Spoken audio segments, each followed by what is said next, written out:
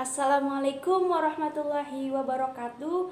Perkenalkan, nama saya Dea Amelia Pujalestari, NIM 1806890 absen 15. Di sini saya akan menjelaskan mengenai penanganan medis 1. Yang pertama itu pada gigi patah. Gigi patah bisa terjadi pada setiap orang yang disebabkan bisa saat bermain kita terjatuh dan tersungkur. Yang kedua itu bisa saat mengendarai mobil dan mengalami kecelakaan lalu lintas lalu mengenai kemudi mobil. Yang ketiga itu bisa saat dalam berolahraga, misalkan futsal atau sepak bola yang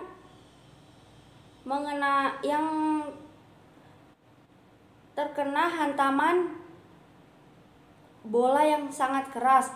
Yang selanjutnya itu bisa terjadi karena mengunyah makanan yang terlalu keras yang dapat mematahkan gigi. Lalu penanganannya itu yang pertama itu jangan panik. Yang kedua itu patahan gigi tidak boleh digosok atau dilap dengan apapun atau dengan tisu. Lalu yang ketiga itu rendam gigi dengan susu. Yang keempat itu jika tidak ada susu, simpan gigi di dalam mulut.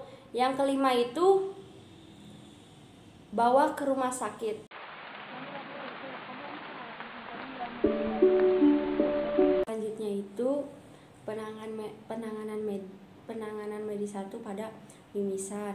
Mimisan adalah pendarahan yang keluar dari lubang hidung karena lepasnya mukosa yang mengandung pembuluh darah kecil.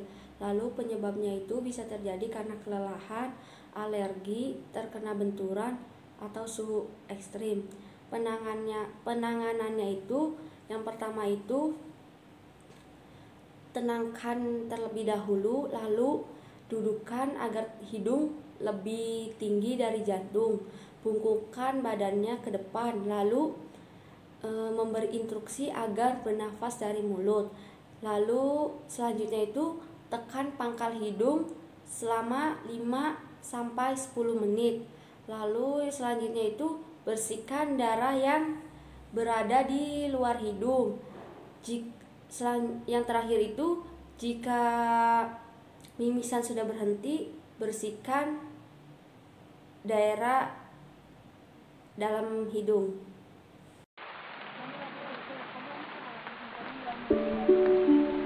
Untuk yang ketiga itu penanganan medis pada asma. Asma itu penyempitan atau gangguan saluran pernapasan. Penyebab asma itu bisa terjadi karena faktor keturunan, yang kedua itu karena faktor lingkungan, lalu yang ketiga itu karena faktor makanan, misalnya kadar MSG-nya tinggi, pengawet, kacang, coklat, atau minuman soda. Lalu yang kelima itu ada faktor cuaca. Yang selanjutnya itu penanganannya itu yang pertama itu terlebih dahulu kita tenangkan dulu korbannya, lalu bawa ke tempat yang tenang atau sejuk. Lalu yang ketiga itu posisikan sesuai keinginan korban atau kenyamanannya. Lalu yang keempat itu membantu untuk memberikan atau mendapatkan obat. Mungkin segitu saja yang bisa saya sampaikan. Kurang dan lebihnya saya mohon maaf. Wassalamualaikum warahmatullahi wabarakatuh.